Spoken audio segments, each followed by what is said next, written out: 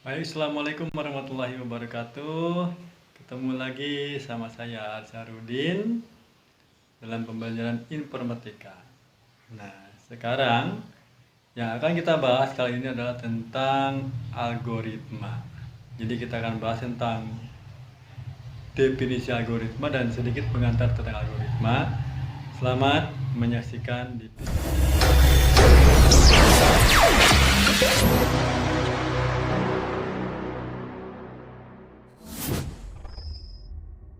Bismillahirrahmanirrahim. Assalamualaikum warahmatullahi wabarakatuh. Pengantar algoritma. Algoritma merupakan serangkaian instruksi yang terstruktur dan logis untuk menyelesaikan suatu masalah. Algoritma berperan penting dalam dunia komputer dan teknologi karena mereka memungkinkan komputer untuk melakukan tugas-tugas yang rumit secara efisien. Itulah algoritma ya. Nah, sekarang lanjut ke definisi algoritma. Apa itu algoritma? Algoritma adalah kumpulan langkah-langkah yang terstruktur yang dirancang untuk menyelesaikan masalah atau mencapai tujuan tertentu. Ada 3 kata kunci yaitu terstruktur. Setiap langkah didefinisikan dengan jelas dan memiliki urutan yang terorganisir. Itu maksud dari terstruktur ya. Nah, selanjutnya logis. Nah, logis ini maksudnya langkah-langkah saling berhubungan dan memiliki logika yang jelas untuk mencapai solusi. Terus terbatas. Maksud dari terbatas adalah algoritma memiliki jumlah langkah yang terbatas dan pasti akan berakhir. Jadi ada awal, ada akhir. Itulah algoritma ya. Kalau nggak ada akhir berarti itu bukan algoritma ya. Oke, lanjut. Oke. Karakteristik algoritma. Algoritma memiliki ciri-ciri yang membedakan dari instruksi biasa. Yang pertama ada input.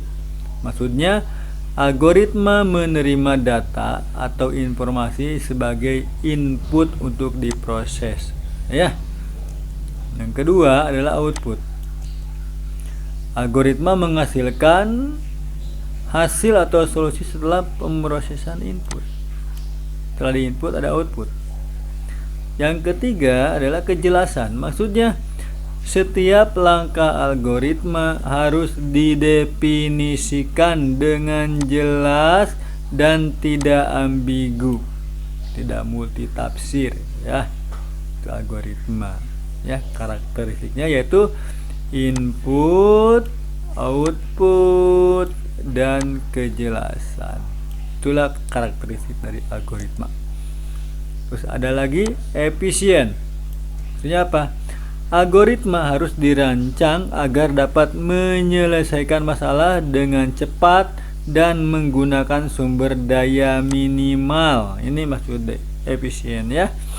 Oke, pahamilah. Ini bisa dipahami 4 karakteristik algoritma. Oke, next selanjutnya adalah contoh algoritma sederhana. Algoritma sederhana kita bisa dijumpai dalam kehidupan sehari-hari. Seperti membuat resep makanan. Langkah 1 misalnya. Siapkan bahan-bahan yang diperlukan seperti telur, tepung, dan gula. Yang kedua adalah kocok telur dan gula hingga bercampur rata. Itulah. Ini kan keseharian kita ya, terutama yang perempuan nih. Langkah yang ketiga adalah masukkan tepung secara perlahan, kemudian terus dikocok.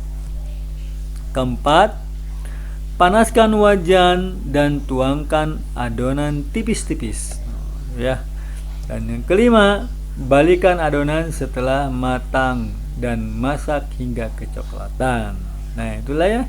Jadi algoritma itu dalam kehidupan sehari-hari aja banyak.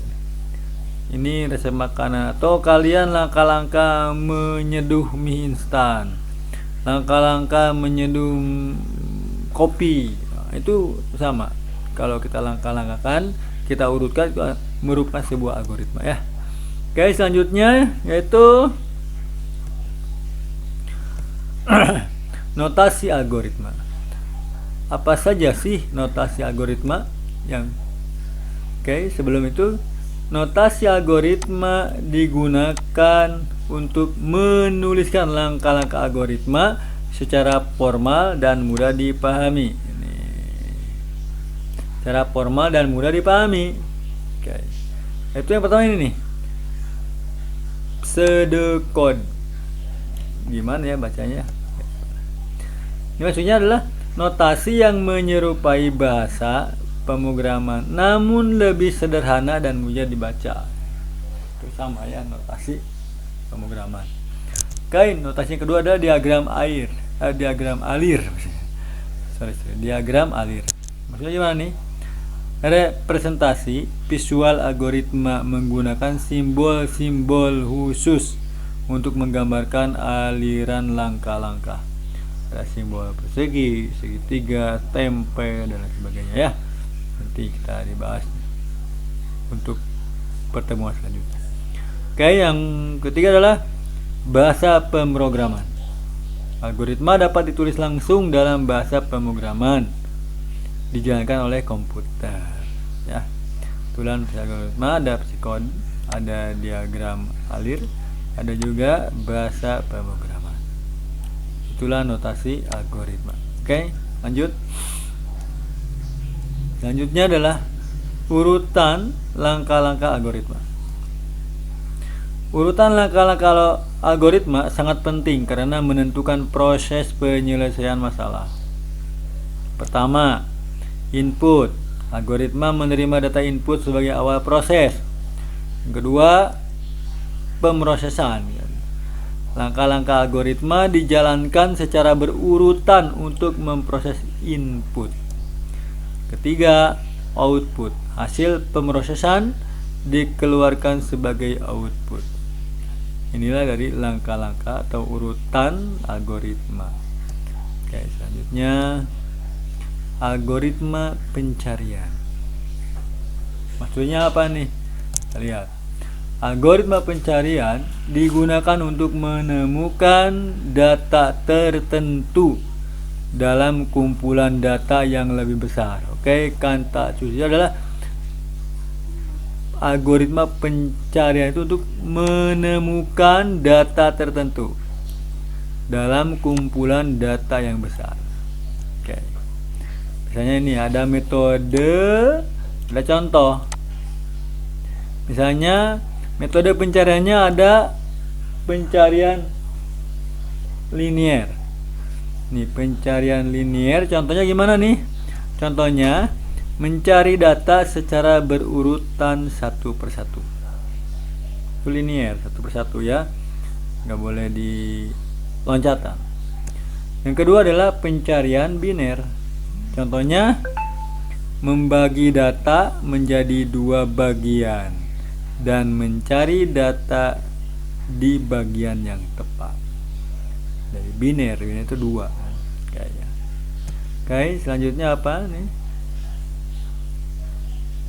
Ada layar terkembang nih. Algoritma pengurutan. Algoritma pengurutan digunakan untuk mengurutkan data berdasarkan aturan tertentu, seperti dari yang terkecil hingga yang terbesar. Bubble sort, contohnya apa? Membandingkan elemen berdekatan dan menukar posisi jika tidak sesuai urutan. Nih, lihat sini nih. Sorting. Awalnya nggak acak. Akhirnya 1 2 3 4 ya. Terus selection sort. Menemukan elemen terkecil dan menempatkannya di posisi awal. Ulangi proses hingga semua elemen terurut. Selanjutnya adalah insertion sort. membangun urutan yang terurut secara bertahap, dan memasukkan elemen satu persatu ke posisi yang benar. Jadi di insert ya. Ada bubble sort, ada selection, pemilihan, dan insert. Di insert itu disisipkan ya. Oke, itulah algoritma pengurutan. Oke, selanjutnya aplikasi algoritma dalam kehidupan sehari-hari. Apa saja sih? Tadi dibahas dalam kehidupan sehari-hari, bikin masakan ya. Nah, sekarang yang agak lebih tingginya nih, yang berhubungan dengan teknologi digitalnya. Pertama, algoritma berperan penting dalam berbagai aspek kehidupan, dari teknologi hingga ilmu pengetahuan. Nih lihat nih, ada navigasi. Algoritma membantu aplikasi navigasi untuk menemukan rute tercepat dan terpendek. Kita sering ya, kalau kita lihat Google Map gitu kan, seperti ini ya, itu ada algoritmanya tuh. Yang kedua adalah e-commerce.